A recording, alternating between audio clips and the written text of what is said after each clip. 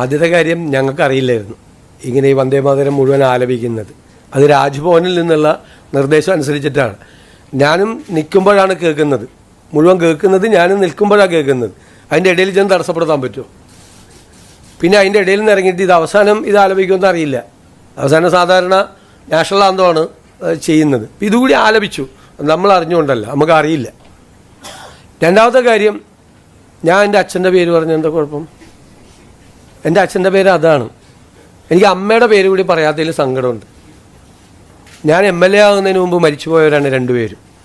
എൻ്റെ അച്ഛൻ്റെ പേര് കൂടി പറയണമെന്ന് പറഞ്ഞാൽ എൻ്റെ ഫുൾ നെയിം ഞാൻ വായിച്ചു. സാധാരണ അങ്ങനെയാണല്ലോ, ഇപ്പോൾ പാസ്പോർട്ടിൽ എഴുതുന്നത് അങ്ങനെയല്ലേ.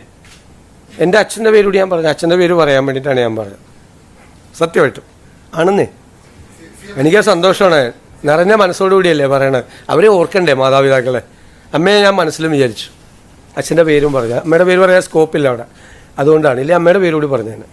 അച്ഛൻ്റെ അമ്മയുടെ പേര് പറയുന്ന അഭിമാനമാണ്. ഞങ്ങൾ റിവ്യൂ ചെയ്യുന്നുണ്ട് തീർച്ചയായിട്ടും.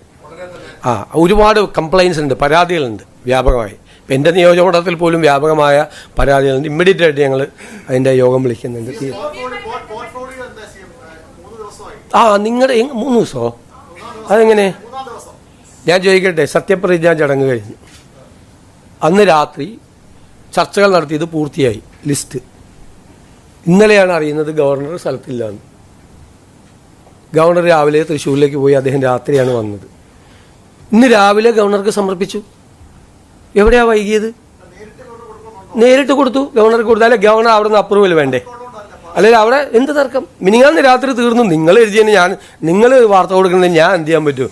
നിങ്ങൾ പറയും ഫിഷറീസിൻ്റെ തർക്കമാണ് എന്ന് പറഞ്ഞ് പല വാർത്തകളും വന്നു. ആ വിഷയങ്ങളൊക്കെ UDF ചർച്ചകളിലൊക്കെ മന്ത്രിസഭ സത്യപ്രതിജ്ഞയ്ക്ക് വന്ന UDFൻ്റെ ചർച്ചകൾ പൂർത്തിയായി. ഏത് മന്ത്രിസഭാ സത്യപ്രതിജ്ഞയ്ക്ക് മുമ്പ് 10 ദിവസം കൊണ്ട് വരുന്ന കോൺഗ്രസിൻ്റെ മന്ത്രിസഭാ ലിസ്റ്റ് 24 മണിക്കൂർ കൊണ്ട് വന്നു. സത്യപ്രതിജ്ഞ കഴിഞ്ഞ് അന്ന് രാത്രി തന്നെ, അങ്ങനെയാണ് രാത്രി. സാധാരണ 48 hours എടുക്കാറുണ്ട്. ഇത് അതും എടുത്തില്ല. ഇന്നലെ മിനിങ്ങാന്ന് രാത്രി ഇച്ചിരി വൈകിയാണ് തീരുമാനമായത്. കാരണം ഡൽഹിയിൽ നിന്നുള്ള എല്ലാം അപ്രൂവലെല്ലാം വാങ്ങിച്ചിട്ടാണ് ചെയ്തത്. പൂർത്തിയായി. ഇന്നലെ ഗവർണർ ഇല്ലയെന്ന് നമുക്ക് അറിയില്ല. സത്യത്തിൽ ഗവർണർ ഇല്ലായിരുന്നു. അപ്പോൾ എന്ത് ചെയ്യാൻ പറ്റും? ഇന്ന് രാവിലെ കൊടുക്കാൻ പറ്റുള്ളൂ. കൊടുത്തു. അതിന് ഇന്നലെ എന്തൊക്കെയാണ് പറഞ്ഞത്? ഭയങ്കരമായിട്ടാണ്.